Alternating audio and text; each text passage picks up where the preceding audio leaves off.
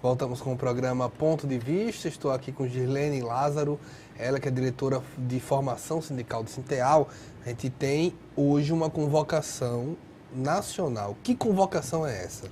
Bem, a nossa confederação, a CNTE, que é a Confederação Nacional dos Trabalhadores em Educação, teve agora o seu 33º Congresso Nacional de Trabalhadores e Trabalhadoras em Educação em janeiro, em Brasília. Desse congresso, nós discutimos todas as questões que hoje estão colocadas como ameaça para a educação pública, né? Principalmente a pública, porque nós somos justamente trabalhadores do serviço público, da educação básica. As ameaças como a questão da PEC 55, a questão do governo que assumiu, que nós identificamos como governo golpista, porque o golpe é contra a classe trabalhadora, né?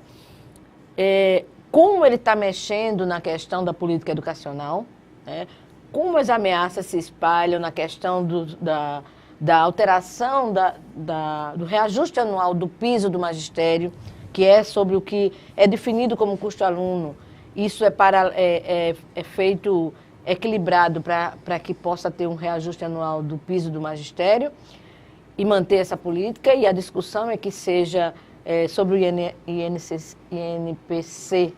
né, o índice de inflação, como há golpe no sentido de transformar todas as conquistas que nós tivemos nos últimos anos, com muita luta, que não foi uma conquista de gabinete, de simplesmente haver uma vontade política do governo. Houve um ambiente político favorável para isso, mas houve uma necessidade de muita luta dos trabalhadores da educação para que a gente pudesse conquistar.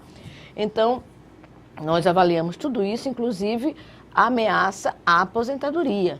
Nós temos, de muitos anos, uma aposentadoria especial para o magistério, por ser considerada uma função de natureza que tem um envolvimento muito grande emocional, que tem um desgaste emocional e intelectual muito grande, porque nós lidamos com a questão do conhecimento, da formação de cidadãos, da relação direta, né, com as pessoas em formação, seja ela da educação infantil até o ensino superior. O ensino superior, os profissionais do ensino superior perderam há anos atrás, né, e tiveram outras conquistas, mas perderam a aposentadoria especial e manteve-se a aposentadoria especial do nível básico, por considerar que ainda uma função onde exige muito do trabalhador, intelectualmente e fisicamente também.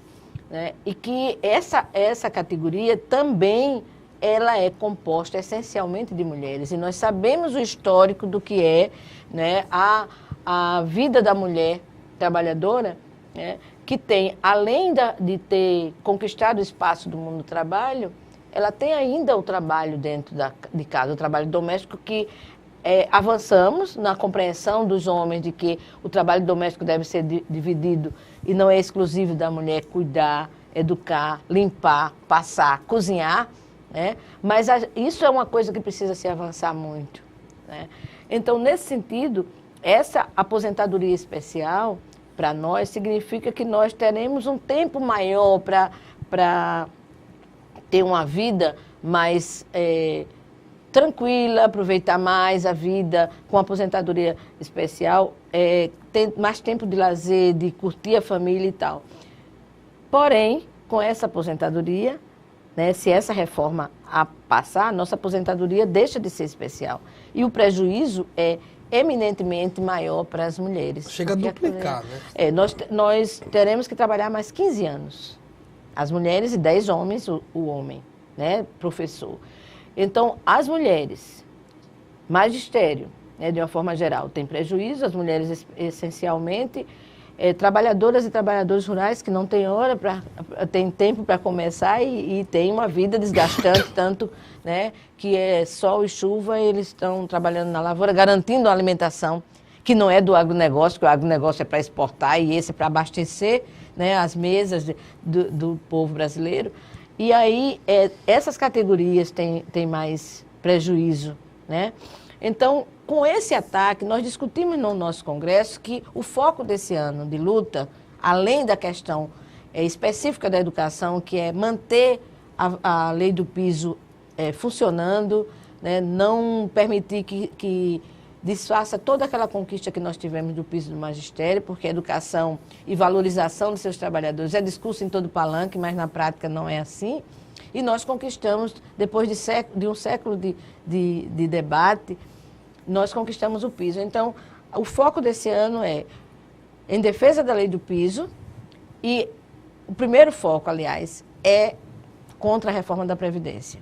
Então, nós não podemos permitir que essa reforma ela atinja a classe trabalhadora como um todo. Então, a educação, como é a categoria que é maior, né, de trabalhadores, junto com o metalúrgico, se eu não me engano, e os rurais também, acho que são essas três. Nós temos assim um conjunto de trabalhadores que são prejudicados na classe trabalhadora e essas categorias essencialmente. Então, nós não podemos permitir que a classe trabalhadora pague por uma dívida que não contraiu. Porque sempre que há prejuízos, entre aspas, que nós não acreditamos que haja prejuízo na Previdência, que é o caso, sempre que há um prejuízo em relação a recursos, é a classe trabalhadora que tem que sofrer. É redução do salário mínimo, é desvinculação do salário mínimo do qualquer outra política, ou seja, aposentadoria desvinculada, benefícios desvinculados. Então, isso tudo é prejuízo. E isso tudo tem um fim, que é ter mais recursos para pagar a dívida pública. Então, não dá. Sempre, historicamente, nesse país, a classe trabalhadora pagou. Quer seja com a escravidão, com a exploração, com um salário mínimo que não garantia, como ainda não garante, mas teve um avanço, para garantir a sobrevivência da família. Então, em todo esse pacote, nós temos prejuízo. E agora, mesmo com as tentativas anteriores, agora é uma reforma que, de fato, aniquila a classe trabalhadora. Não dá. E não pode ser utilizado esse argumento de que, se não houver aposentadoria, não vai haver isso, não vai haver aquilo, não vai haver aquilo, que não é verdade. Se fosse verdade, nós não teríamos 11 bilhões de superávit na Previdência, como foi o ano de 2015. 2016 ainda não está calculado. Mas isso tem sido apresentado? Há um estudo da Anfip, que é a Associação dos Fiscais Federais, que é um órgão que estuda, que são da Receita, que são fiscais, inclusive, são fiscais mesmo que fazem esse trabalho, são trabalhadores dessa área fiscal que conhecem os dados do que entra de recurso no país, o que circula, como isso é colocado em orçamento e tudo mais, e que comprova isso. Então, nós precisamos fazer com que esses dados eles cheguem para a população. Porque não dá para a gente estar, a todo momento, sendo invadido nas nossas casas com propaganda com o nosso dinheiro, para dizer que nós somos culpados do país estar assim. E que nós precisamos dar uma cota de sacrifício para que a dívida pública seja paga. Ou seja, nós sabemos perfeitamente que desde o período da ditadura militar que a Previdência tem sido desfalcada para alguns setores. É a Ponte Rio-Niterói, é a Transamazônica, que foi do nada para lugar nenhum. E esses recursos, entre outros, nunca foram devolvidos. São as isenções de empresas, que a gente sabe que são muitas, são sonegações, é a não tributação de grandes riquezas. Quem paga imposto nesse país somos nós, classe trabalhadora. Somos nós que pagamos os impostos. Então, ainda temos que pagar, além de pagar impostos como nós pagamos, ainda temos que pagar sendo compreensivos de que é preciso não ter direito à aposentadoria ou morrer sem se aposentar, porque é isso que nós estamos sendo levados, a não ter direito a uma aposentadoria. Porque me diga se uma pessoa que dedicou os melhores anos da vida estudando, queimando as pestanas, como a gente diz, para que pudesse desenvolver a sua atividade. E o que é que contempla essa convocação? Essa convocação contempla o seguinte: nós vamos estar chamando a categoria para compreender, através de seminários, debates, o que é essa reforma. Aqui em Alagoas, no caso, será no E Sinteal. no país todo. O Sinteal, que é filiado à Confederação Nacional dos Trabalhadores de Educação, no caso da educação. Claro que todas as entidades sindicais estão fazendo também a sua discussão, a sua forma de divulgação, os seus debates.